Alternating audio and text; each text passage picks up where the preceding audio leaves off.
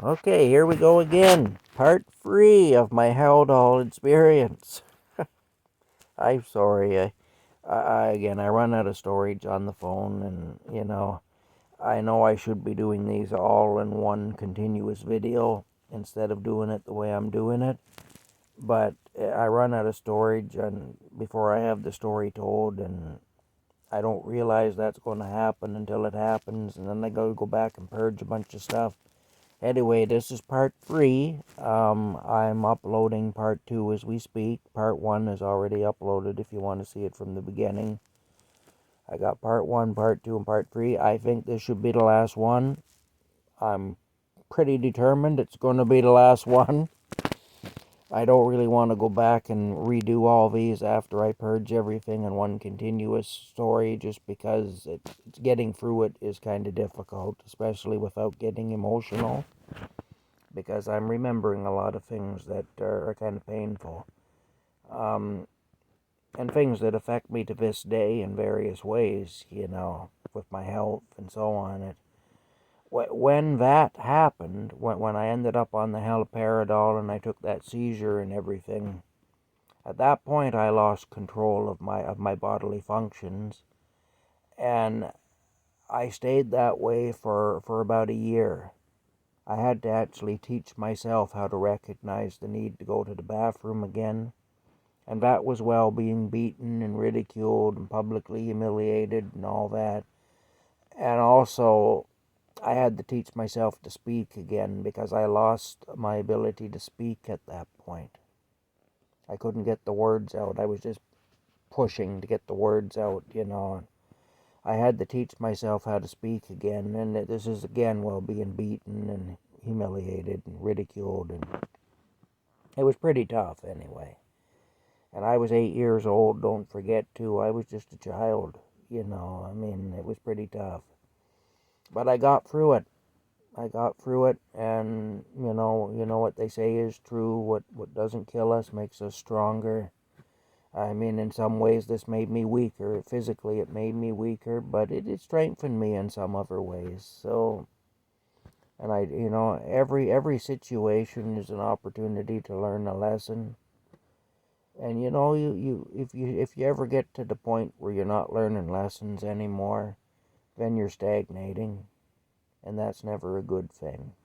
So, I have had lots of opportunities to learn lessons, and I'm still learning lessons. And I still need to learn lessons, because I'm 54 years old, but in many ways I'm still a very foolish individual. So I'm learning as I go. And even with all my experiences, and trust me, I've had a very interesting life. I've had a lot of experiences. I haven't had a lot of experiences in the traditional way, I guess. I mean, I haven't traveled the world, and I don't know, made love to multiple women and won and lost fortunes and all that. That hasn't been my life, but I've still had a very interesting life, and I know that because I've been told many times by other people that I've had a very interesting life, and it's definitely been different, and different is interesting. And I'm sharing a little bit of that with you guys now. Anyway, my dad, as I told in the second part of the story, which I'm uploading now, my dad, he made the doctor take me off the Haldol. I was crippled and everything. It just wrecked me. The Haldol did, and he made them take me off it. And anyway, they did. They were scared of my dad. They were as scared of him as I was. And they had good reason to be, too, because he wasn't fooling around. He wanted me off it, and he was horrified by what he saw when he walked in there. Him and my mom walked in there, and they were both completely floored by it and horrified, because I was a vegetable. What they'd done to me, they'd turned me into a vegetable. And so I was taken off the Haldol, the haloperidol or Haldol, and within a few days I was coming around. Even after 24 hours, I was coming around. I was regaining, in the sense that I could breathe again, And I could walk again with some difficulty, but I could do it and stuff like that. And after a few days, I was pretty much back to normal, except for the fact that I had lost the ability to speak without great difficulty, and I had lost control of my bodily functions, so I was peeing and pooping myself. Basically, that's what was happening. I also started to pass out at that time. I'd just lose conscience, and I'd lose conscience. In fact, when I ended up getting out of there and going back to school, a teacher actually broke a yardstick across my back because I fell. Well, I didn't fall asleep. I passed out, but she thought I had fallen asleep. And the other kids told me the story after I had regained consciousness. This teacher thought I was lazy and had fallen asleep as I went basically conked out over my desk. And she started beating me with the yardstick, trying to wake me up. And she actually broke the yardstick. Apparently, half of the yardstick flew across the room. She had half of it in her hand, and the other half went to the other side of the room. That's how hard she was beating me. And I had welts across my back from that, too. But this is the sort of thing that would go on. And, it sounds horrific now, but you got to bear in mind the times that we were living in, and that's just how it was. But anyway, they did take me off it. There was lots more stuff that happened after that. There was a lot of other things happened. I remember seeing them force feeding the anorexic girls, and that used to bother me. That was a horrific thing. That's just an ugly a thing as you ever see, the force feeding of an anorexic girl. And I remember that. Kind of an interesting thing, though. After I got out of there, I started a bit of a trend with the kids in my hometown because they had a carpentry shop downstairs. And when I was well enough, when I wasn't completely zonked out and doped up and sick from drugs they were giving me, I was allowed to go down and make use of this carpentry shop. And Rupinder, the Pakistani fella that shared a room with me, he built a pinball machine. And he built it out of a board, just a wide board, probably about 1.5 feet wide by about 2 feet long. And he made paddles for it, wooden paddles. And he put nails, just drove nails in at different spots, and he put elastic bands. You'd run elastic bands between the nails.